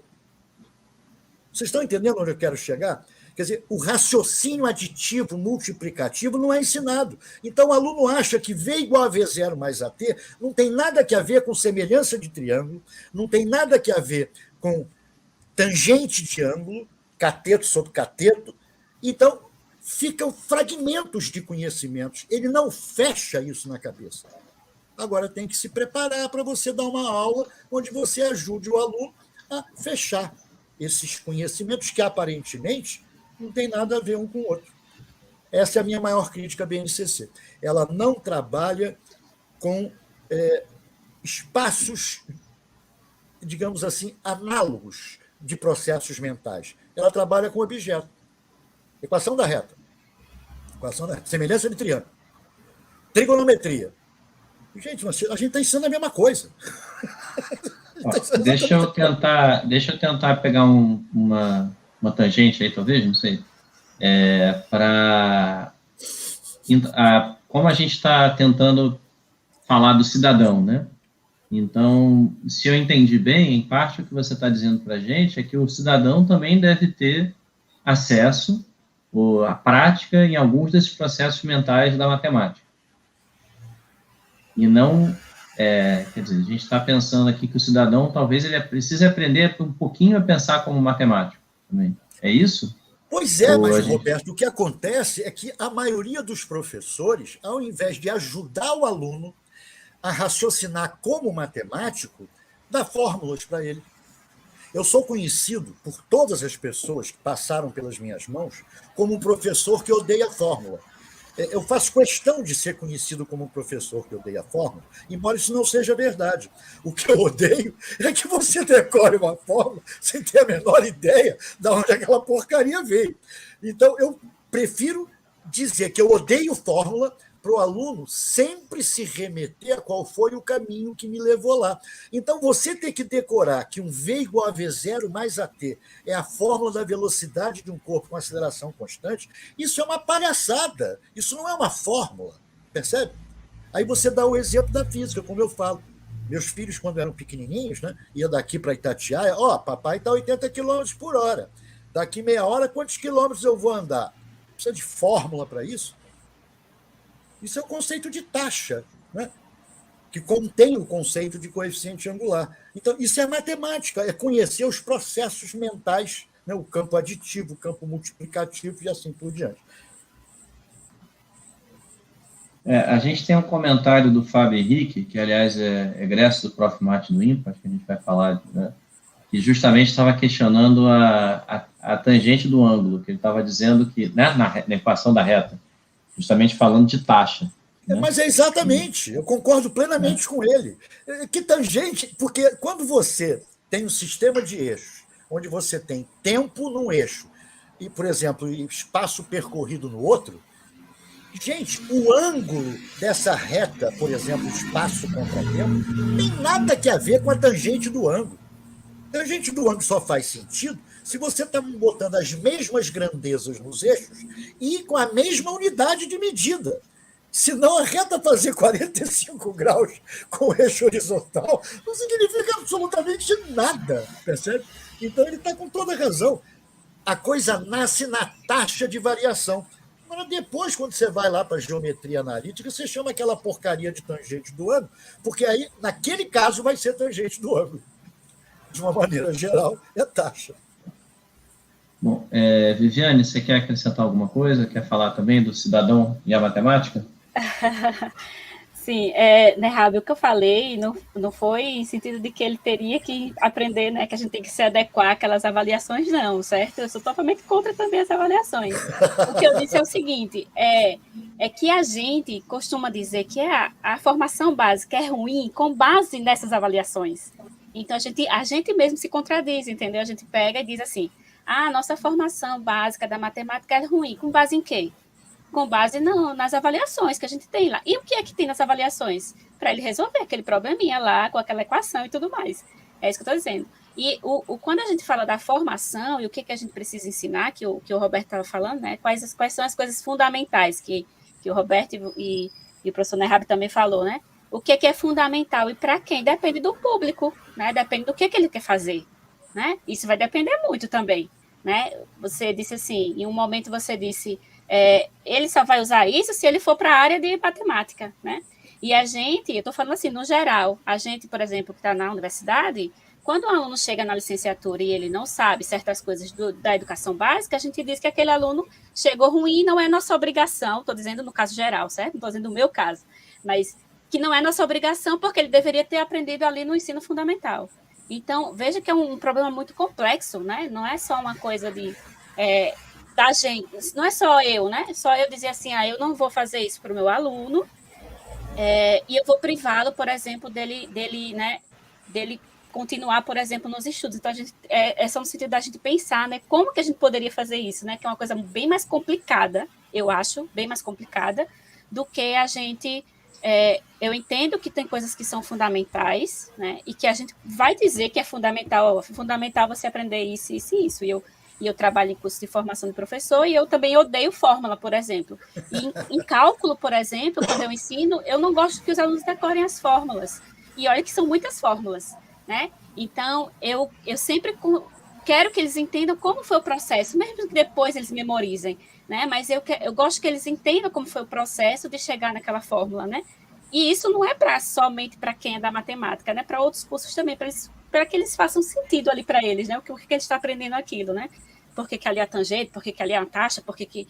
Então, assim, é importante isso, né? O que eu quis falar daquele coisa da equação de segundo grau foi no sentido de que a gente costuma dizer que o nosso ensino ele é ruim com base nessas avaliações que fazem a avaliação baseada nesse conteúdo, né? Nesse conteúdo mesmo de aprender ali a fórmula, né? E a decorar ali a fórmula. Mas quem é ruim são as avaliações. Exatamente. As avaliações exatamente. é que são uma porcaria. Exatamente. Se eu ensino área para o meu aluno, eu vou mandar ele para o campo de futebol, se na escola tem, e vou querer que ele me diga quantos litros de tinta eu vou gastar para pintar a quadra. Exatamente. Então ele vai ter que olhar o rótulo da lata de tinta, vai entrar na internet, vai saber qual é o rendimento da tinta. Exatamente, a gente precisa parar um pouco de ficar galão falando para cada somente 50 metros né? quadrados. Ou seja, eu vou transformar aquilo numa coisa do mundo real, entendeu? Quer dizer, ele vai usar a área, não é porque eu tenho que decorar a fórmula da área do triângulo, da área do retângulo, isso é uma idiotice, entendeu? Exatamente. Completa idiotice. Eu tenho que só para você entender um pouquinho, rapidinho, viu, Roberto? Um exemplo, eu tenho um projeto de extensão que a gente trabalha com a matemática, né? E é a matemática voltada mesmo para o cotidiano, né? Então a gente trabalha com ele não deixa de aprender matemática, mas ele aprende sem saber, vamos dizer assim, né? Porque ele está ali permeado ali por várias atividades, por jogos e tudo mais, e que eles vão aprendendo sem eles nem saberem, né? Então ele está ali trabalhando com o que a gente gosta de dar nome, né, os conteúdos, né, com combinação, mas ele nem sabe que aquilo ali é combinação, né? Então o aluno do sexto ano ele consegue fazer aquilo ali numa brincadeira ou numa atividade que seja mais lúdica, mas ele não precisa saber que aquilo é combinação. A gente não usa, né, o termo, você está aprendendo combinação, é essa fórmula. Não, a gente trabalha de uma forma que envolve ali o cotidiano deles, né, a realidade, porque eu digo a realidade porque a gente realmente faz um diagnóstico para cada momento, né, das atividades. Então a gente estuda mesmo, conhece os estudantes em si, né, vê o que é que eles gostam mais de fazer, né, qual é a realidade deles, e a gente trabalha nesse sentido. Então essa é a matemática que eu acredito, né, a matemática que eu acredito que tem que ser algo que seja útil para eles, né, para a vida deles. Talvez valesse a pena, Roberto, lembrar que no meu tempo de garoto existia o clássico e o científico. Então o que acontecia de interessante? Por exemplo, minha mulher psicanalista fez clássico, né? Então ela estudou grego, estudou um pouco de latim, que aliás eu também estudei no primeiro ano do ginásio latim, e depois ela foi estudar sociologia, filosofia, etc. e tal. Eu tive 5 disciplinas no meu ensino médio, 5: matemática, física, química, português e inglês. 5. No meu terceiro ano do ensino médio, eu tinha 5 disciplinas. Aí, isso remete para a tua pergunta. Ora, nós estamos voltando na BNCC para esse modelo antigo. Então, cabe a pergunta: o que é importante aprender no ensino médio? É como eles delinearam a matemática sendo obrigatória, o português também? Não, isso é idiotice. A matemática não tem que ser obrigatória no ensino médio. Muito mais importante para o aluno entender o mundo é sociologia, história, geografia, filosofia. Porque quando eu saí do meu ginásio, que era o 9º ano, digamos assim, a minha mulher, que foi ser psicanalista, ela saiu com esse conhecimento de 9º ano. Não estudou mais matemática, a não ser no ensino superior. Então, lá em psicologia, a parte de medições, né, de testes, etc. Tal, estudou um pouco de estatística, etc. Tal, mas no ensino médio dela não teve matemática. Você está entendendo? Não teve física, não teve química. Então, o que a gente tem que ensinar para os nossos amigos para eles serem cidadãos? regra de 3, proporção, problemas do mundo real. Você percebeu que a inflação foi 3%. Seu salário está estagnado. Então, você vai comprar quantas gramas de feijão com o mesmo dinheiro? Antes você comprava 1 quilo. E agora? Você compra quanto? Estão reduzindo o tamanho da quantidade de biscoito que tem no pacotinho. Antes era 200 gramas, agora é 180. Estão te roubando em quanto por cento? Quer dizer, isso o cara precisa saber. 2 latas de azeitona. É mais barato eu comprar essa ou essa, que é maior? Opa, qual é o preço por quilo? Eu botei numa prova, Roberto, uma questão, só para ver quem usava matemática ou não. Garrafa de Coca-Cola de 300 mililitros e garrafa de Coca-Cola de 1,5 litro. Só que eu dei os dados de tal maneira que a garrafa de Coca-Cola de 1,5 litro era mais cara por litro do que a garrafa de Coca-Cola de 300 mililitros. O nego nem leu as respostas, já marcou, dizem, claro que tem que comprar garrafa grande, entendeu? É isso. Você tem que ter um olhar crítico para as informações que chegam até você. E basta o ensino médio, o ensino fundamental. Tem uma colocação aqui da nossa querida Valci Santos, que é o seguinte: o 9º ano da sua esposa é muito diferente do de hoje. Então, essa eu suspeito que seja verdade. Então, talvez a matemática da Valci, exatamente. Eu não sei se a Valci tem a idade da minha esposa, acho pouco provável. Mas, de qualquer maneira, o 9º ano não era tão diferente. A gente não tinha linguagem das funções como tem hoje, né? Que você vai ensinar a função para a criança e você faz a criança desmaiar antes de falar no que é importante da função, né? Que é a relação entre 2 variáveis a serem medidas. É domínio contra domínio, imagem, crescente, decrescente, bijetor, injetor. Já matou a criança. E o conceito básico de relação entre variáveis, você acabou não explicando para a criança. Então, não era muito diferente. A linguagem era diferente. Sim. Pois é, mas, ao mesmo tempo, uma coisa que eu vejo, até, enfim, colegas de outras áreas, né, é que até para um sociólogo, por exemplo, a matemática, pelo menos na forma da estatística, né, é mais importante hoje. E a computação também. Então, o pessoal começa a abordar essas coisas. Então, eu não sei se a matemática tem que ganhar um pouquinho de espaço no ensino médio, não sei se pode ficar como está, não sei. Só estou querendo levantar essa lebre. Tem que mudar, né, Roberto? Tem que mudar, está mudando. A análise de dados é uma coisa que é uma das raras coisas que eu elogio na BNCC. Agora, quando a BNCC começa a falar em algoritmo, e o cara que escreveu isso não sabe o que é algoritmo, né? É de chorar. É de chorar. Complica um pouquinho, né? A gente começa a pensar na aplicação da BNCC aos autores da BNCC. Quer dizer, é lógico que a informática é uma coisa do mundo atual. Análise de dados é uma coisa, como você falou, interessa ao sociólogo, ao psicólogo, até ao historiador, né? Se quer cruzar dados, etc. e tal. Mas isso tudo bem. Hoje a gente estuda um pouco disso, ao invés de só decorar o que é média, o que é mediana, o que é moda. Ninguém decora isso e não sabe para que serve, entendeu? Pois eu vou agora mudar um pouco de assunto, porque a gente começou a falar da formação do professor e do que o aluno tem que aprender, e tem algumas pontas soltas ainda aí, né? A gente, infelizmente, não tem a noite toda, e eu quero começar, então, a puxar e amarrar essas pontas. Uma delas diz respeito a um tema que é o seguinte: a gente, como eu falei lá atrás, né, a gente tem a questão da formação do professor e da carreira do professor, que eventualmente inclui a formação continuada. E o lugar comum no nosso país, infelizmente, é que a carreira de professor de matemática, como as outras carreiras de magistério, de educação básica, é uma carreira pouco atraente, né?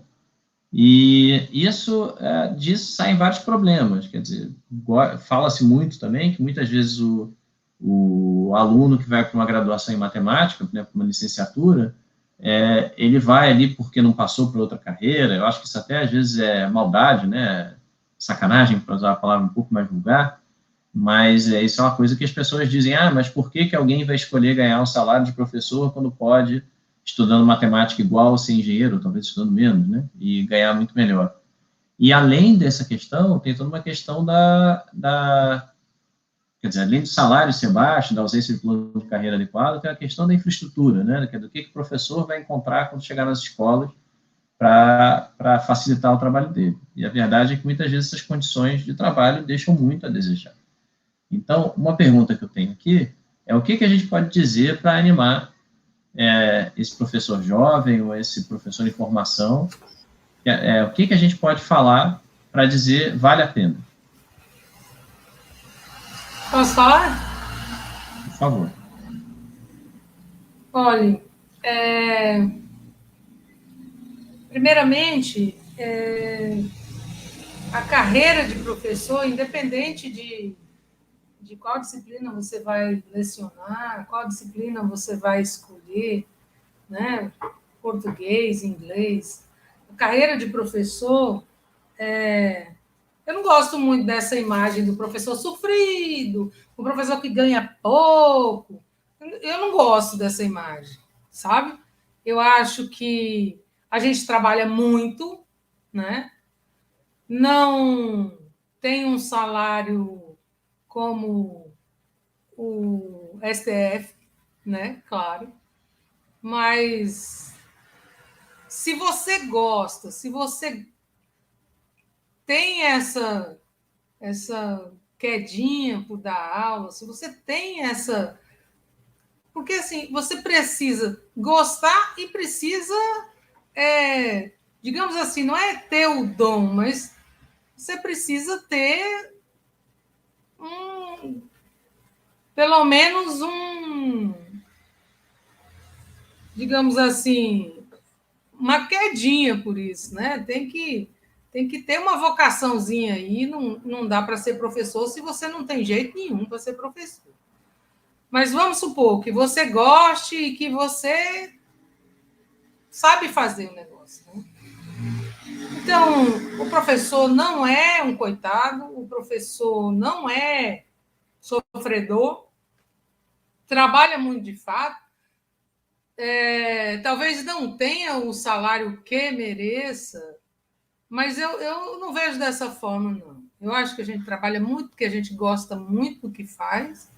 Eu acho que o salário depende muito do seu empenho, do quanto você sabe, de quão bom você é naquilo que você faz, o quanto você estuda, como você pode buscar caminhos para desenvolver a sua profissão. Você pode ser professor da universidade e o salário é digno.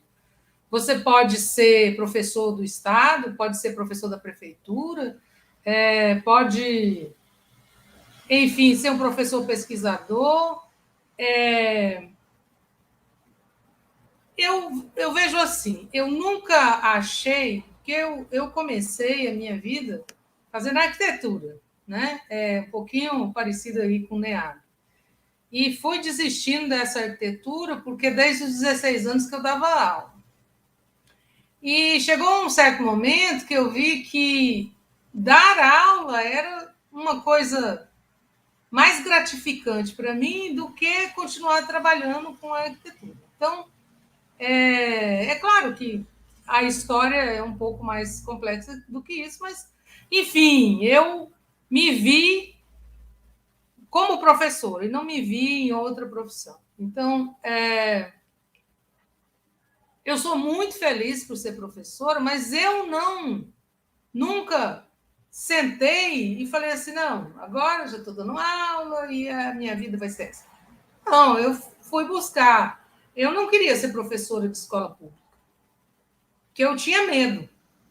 Aí eu fui muito apoiada pelos meus colegas, faça concurso. Daí eu entrei para o Estado aqui, sou professora do Estado. Dentro do Estado, eu fiz um monte de cursos, eu participei de tudo que eu pude. Antes de entrar no Estado, eu já tinha escrito uma coleção pela editora Construir, do 6º ao 9º ano. Então, eu sou a autora, eu não fiquei esperando cair do céu um emprego. Eu passei por várias escolas, eu experimentei muitas coisas, né? trabalhei em grandes escolas de Fortaleza, com professores excepcionais, mas eu não fiquei sentada. Eu fui fazer pós-graduação, eu fui buscar um mestrado, eu fui fazer alguma coisa. Eu fui fazer um concurso dentro do Estado. Eu trabalho aí com o professor Jorge Lira, que é o nosso cientista-chefe da educação aqui no estado do Ceará, e tenho trabalhado com ele no foco da aprendizagem, na formação de professores, sou autora do material estruturado também. Então, essa coisa de falar que ganha pouco é muito relativo. Você falar assim, é desinteressante, né? Vai ganhar pouco, não, depende daquilo que você vai fazer, depende de quão aplicado você está aí em estudar, em evoluir. Qualquer profissão você pode evoluir, né? Dependendo do seu empenho. Então, eu acho assim, quem tem vontade de ser professor, e é essa sua vocação, e é o que você gosta, não vai se limitar por causa de opiniões, é um sofredor, vai ganhar pouco, gente, a gente vai ganhar de acordo com o nosso esforço. A gente vai ganhar de acordo com a nossa batalha, né? Mas o público é muito difícil. Olha, por mais que eu dê aula para, sei lá, né? Tem alunos que são assaltantes, traficantes e tal.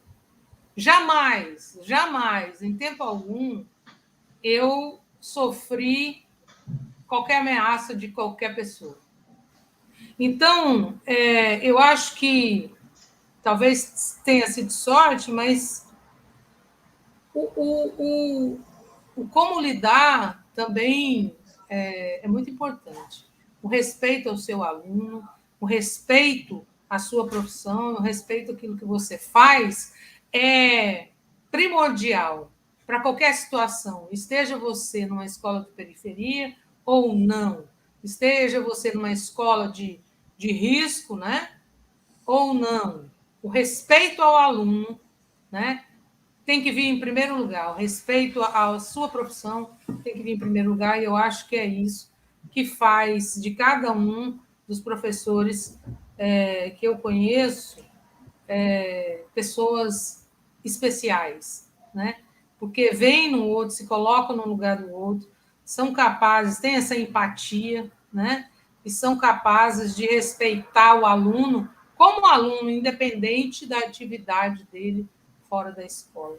E eu me envolvo com os meus alunos no sentido de que quero ajudar, se precisa de médico, a gente corre atrás, se precisa do que for, né? A gente precisa estar atento ao nosso público para a gente poder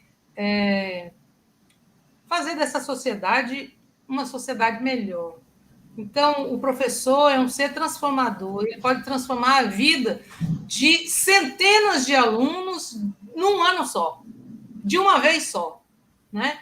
Depende de como ele encara aquilo que ele faz e como ele faz, né? Então, o nosso compromisso é com essa clientela e com a educação e com o futuro dessa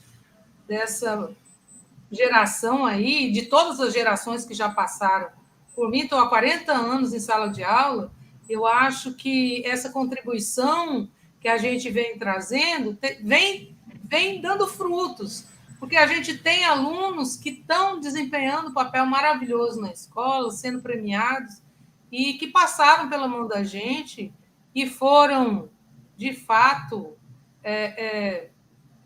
respeitados e atendidos, cada um nas suas dificuldades individuais, né? Eu acho que não tenho mais argumento para falar por que você deve ser professor. Se você gosta, entra de cabeça, que eu acho que é uma das profissões que eu percebo que a gente tem um retorno maravilhoso.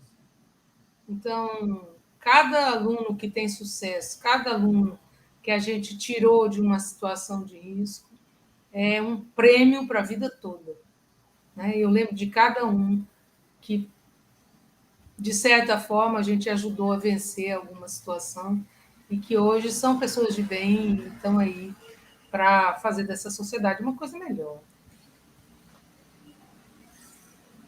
Muito, muito obrigado pela resposta. Bom, eu pelo menos me animei aqui, espero que todos estejam animados também. E eu acho ótimo que a gente justamente afaste da imagem do professor coitadinho, né? E é péssima, né, na verdade. Também existe um análogo na área de ciência que é, poxa, o cientista no Brasil trabalha com tanta dificuldade. Não, a gente quer dizer que a gente faz o nosso trabalho bem, com excelência, né? E eu acho que isso tem que valer para todas as áreas. E certamente para o professor, que, entre outras coisas, tem que, talvez precise de mais autoestima, né? Precisa saber, ter consciência da importância do trabalho que faz. E precisa ter ciência também do que pode progredir na carreira, né? Como você falou, Annelise, né? De buscar mais. Eu vou aproveitar isso para trazer um assunto. Até, bom, a gente viu agora há pouco a pergunta da própria Sociedade Brasileira de Matemática na tela, né? A gente está falando aqui de formação continuada do professor, está falando de progredir na carreira, buscar outros meios. E um dos instrumentos que existem para isso é o Profimate. Profimate, para quem não sabe, é um mestrado profissional da Sociedade Brasileira de Matemática. Ele tem polos em universidades pelo Brasil inteiro. E ele é um mestrado para melhorar, capacitar mais o professor do ensino médio para a sua carreira no magistério, especificamente em matemática, né? Depois do Profimate, que foi pioneiro, foram criados mestrados parecidos em outras áreas. Eu queria aproveitar que está aqui a professora Viviane, né, quem for direcionar essa pergunta, e, bom, vou simplesmente ler a pergunta que a SBM fez aqui. Como o Profimate ajuda na criação de uma geração de professoras e professores de matemática preparadas ou preparados para os novos desafios do ensino fundamental? Obrigada. Então, o Profimate ele vai trabalhar justamente com aqueles professores que já estão, né, na educação básica, em sua grande maioria, né, já estão ali lecionando. Então, eu vou falar um pouquinho da minha experiência também como professora, não só, né, como coordenadora nacional que faz pouco tempo, mas como professora, eu aprendo muito com os próprios estudantes, né, no sentido da gente ter uma relação de que eles estão ali na educação básica e eles conseguem passar para os professores da universidade de que forma está acontecendo ali aquela matemática, porque eu acho que todo mundo sabe que a grande maioria dos professores universitários estão um pouco, vamos dizer assim, afastados da educação básica, né? Então, a gente não sabe muito bem como é que está acontecendo, a não ser que você tenha um projeto de extensão, a não ser que você faça algum trabalho que leve você até a escola em si. Então, os professores universitários no Profimate, eu sempre falo isso, né? É um momento deles também se favorecerem em relação a isso, né? Como é que está sendo essa matemática, né, que tá trabalhando ali? Então, a gente vai ministrar uma disciplina, sei lá, álgebra linear, certo? Mas de que forma isso vai contribuir para o professor de matemática, né? Então, o Profimate, ele vem no sentido de fortalecer em si a matemática, né? A matemática mesmo, que o professor, né, sente um pouco desconfortável em alguns momentos, né, da educação do ensino fundamental 2 e principalmente o ensino médio, mas ele tem aquela oportunidade de verificar ali, ele estudou na licenciatura as disciplinas, e às vezes eles não sabem nem para que né? Eu fui para a educação básica, não serve para nada. O Profimate é uma oportunidade de fazer essa conversa, né? Então, já ensinei álgebra linear e eu costumava instigar os estudantes, né? Os professores, no caso, né? Eram os estudantes, mas eram os professores, né? Mas e aí? De que forma? Como é que vocês fazem isso na educação básica? Como é que os alunos veem isso? Né? E a gente ficava discutindo muito sobre isso, né? Então, a gente tem aquele momento de estudar em si a matemática, né? Mais aprofundada, mas a gente também tem essa experiência. Você está concordando ali comigo, né? Porque ela já tem muita experiência com isso. Então, essa relação do professor, e aí eu estou falando um pouco também como professor e falando um pouquinho o que a Annelise falou, né? Essa relação de professor-estudante, ela é muito importante, né? Para a parte da formação mesmo. Então, o Profimate vai fortalecer, sim, a parte da matemática em si, e vai ter um outro fortalecimento, que é universidade e educação básica, né? E como aqueles conteúdos eles podem colaborar ali na formação mesmo do professor, né? Além, claro, de outras coisas, ele vai ter um título de mestre, né? Depois ele pode fazer outras carreiras. Ele tem a oportunidade de fazer um trabalho de conclusão de curso, né? Que é uma dissertação, que pode ir numa linha que ele queira, né? Que ele já faz na educação básica, porque vocês sabem que a gente tem professores que fazem trabalhos maravilhosos, né? Então, eu já tive a oportunidade de conhecer trabalhos maravilhosos por meio do Profimate. E o orientando vem me procurar e diz, mas o que é que você faz na educação básica? O que é que você faz lá de diferente? O que é que você faz nas suas aulas?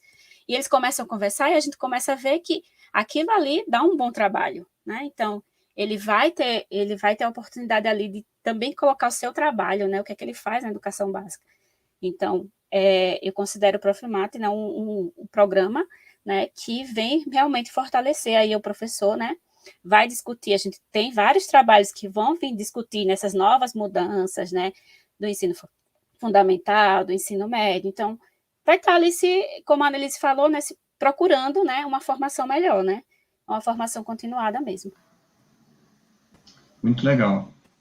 Falar nisso, né, a gente, né, espero que muitos se inscrevam, né, no Profimate, a gente teve um probleminha no site, mas já avisando, né, que logo mais a gente já vai retornar a parte das inscrições, então, quem tiver por aí que não fez ainda mestrado, né, venha para fazer a inscrição. Eu vou fazer uma pergunta rápida, só para ouvir o que você tem a dizer, Viane. Existe espaço para um doutorado do Profimate? Porque essa é uma pergunta que eu já ouvi de um monte de egressos ou de alunos atuais do programa.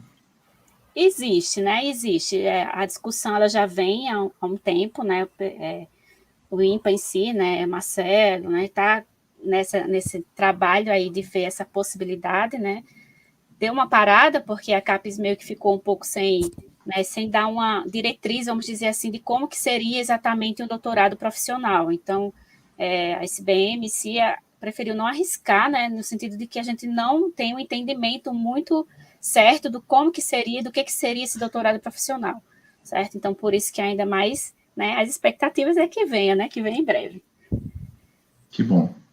E eu vou meio que já pensando em encerrar aqui, né, a gente já está um pouco mais de 1h40 conversando, eu quero mencionar um último programa em que a SBM está envolvida, também o INPA, né, a minha instituição está envolvida, que é a OBMEP, né, a Olimpíada Brasileira de Matemática das Escolas Públicas, que agora não é mais das escolas públicas.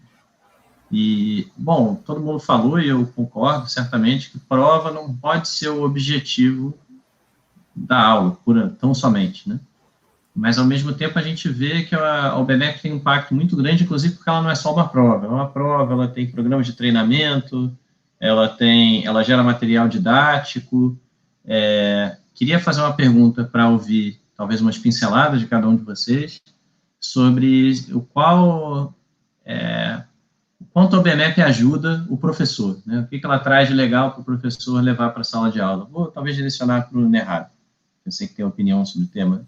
Olha, eu sou fã incondicional da OBMEP, porque é uma maneira de você dar um espaço para o seu aluno, que até é talentoso, de continuar, de ir longe. É o infinito limite dele.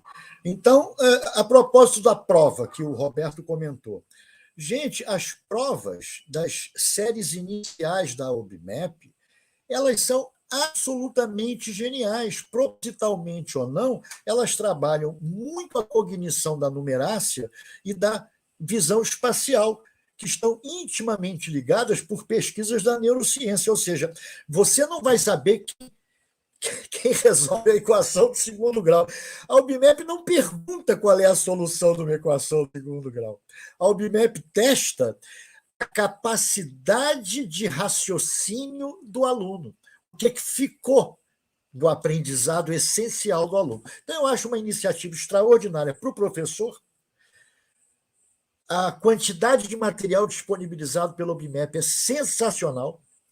Além disso, você tem também no próprio, não é site, né? Mais do que isso, plataforma, aulas do 5º, 6º, 7º, 8º, 9º ano, 1º, 2º e 3º, de todos os assuntos, que o professor também pode se aprimorar. Então, eu vejo assim, benefícios extraordinários. Voltando à primeira pergunta do Roberto, né? a diferença grande, a gente tem pesquisa em alto nível no Brasil, e por que é tão difícil, né? Eu diria o seguinte, o Brasil tem 43 milhões de crianças e adolescentes na escola.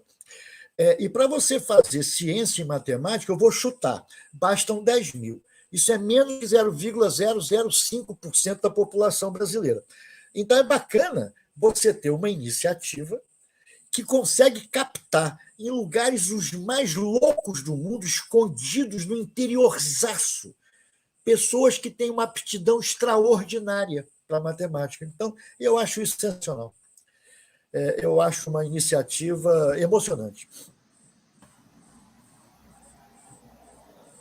Bom, que bom, muito legal ouvir essa opinião empolgada. Eu acho que, pois não foi à toa que eu escolhi você, né, Rabi? Sei disso.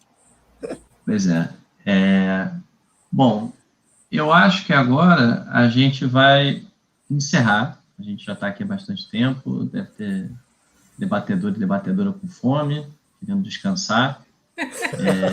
Então, pois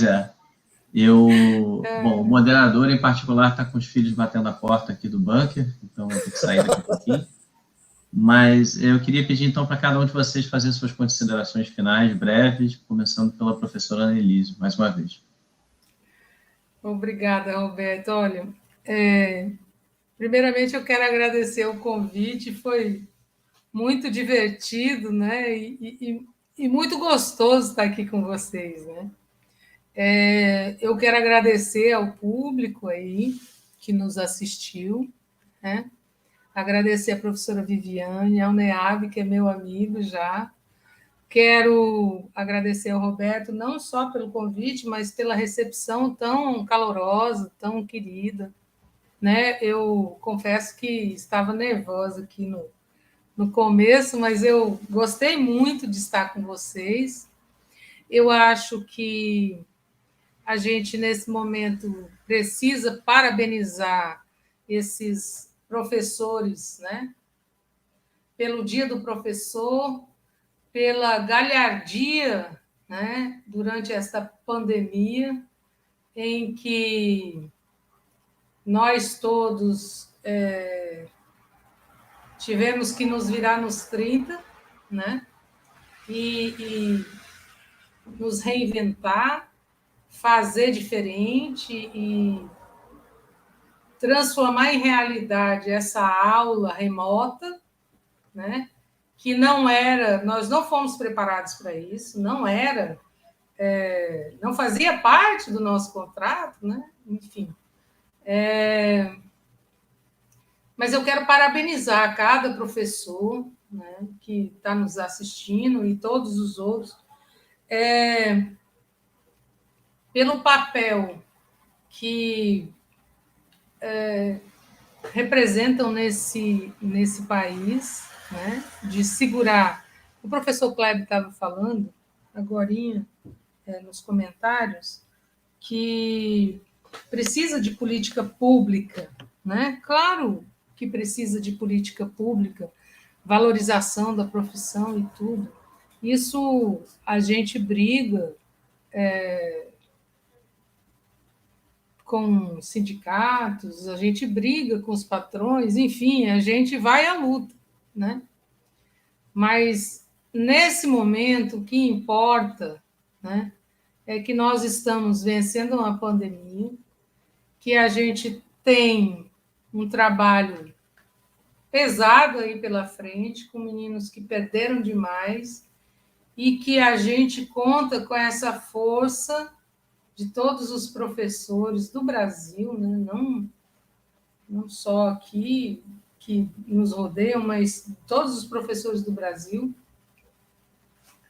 para que a gente consiga superar não só a pandemia, mas todo o prejuízo que ela trouxe para a educação, né?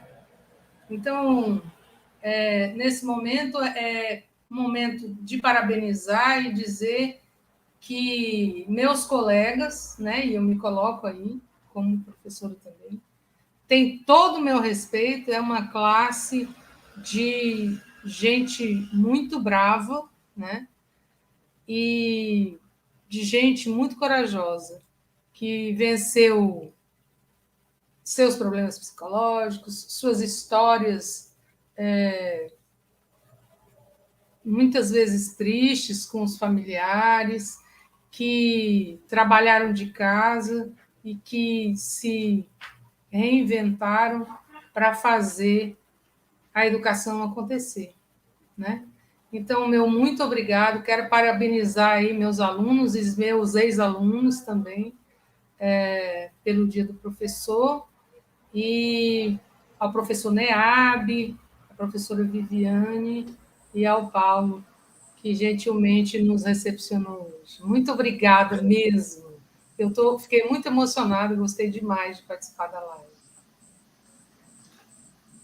Muito obrigado, Annelise. Nehabe, por favor.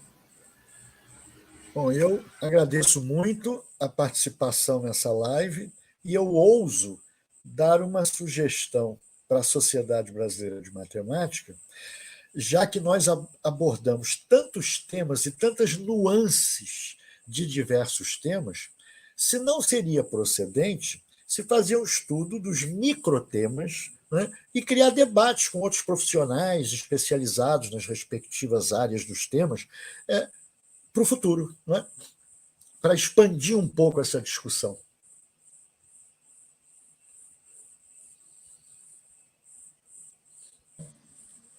Sugestão da minha parte está anotada. Muito obrigado, Nehabe. Viviane, por favor, suas considerações finais. Bem, gostaria de agradecer mais uma vez pela participação nessa live. Então, muito feliz e lisonjeada de estar nessa live aí com os meus colegas. Parabenizar todos, né, professores, né, professoras que estão aí assistindo ou que vão assistir depois em algum outro momento. De fato, como a Annelise falou bem, estamos passando por um momento, né, bem complicado. Eu acho que todo mundo está de parabéns, fez aquilo que estava ao seu alcance, até mais do que estava ao alcance. Agora, a maioria das escolas estão no retorno, né, está aí no retorno presencial, ou híbrido, como sejam, e é mais um desafio, né, para levar em consideração toda essa perca que tivemos, né? Então, acho que todos aí estão de parabéns, e eu desejo muita luz, né, para que esse novo retorno, essa nova, né, que vamos acreditar que a cada dia vai melhorar, né, e nós vamos poder voltar ao nosso normal, entre aspas. Quem é aqueles que querem ser professores ou que já são professores, de fato é uma profissão belíssima, né?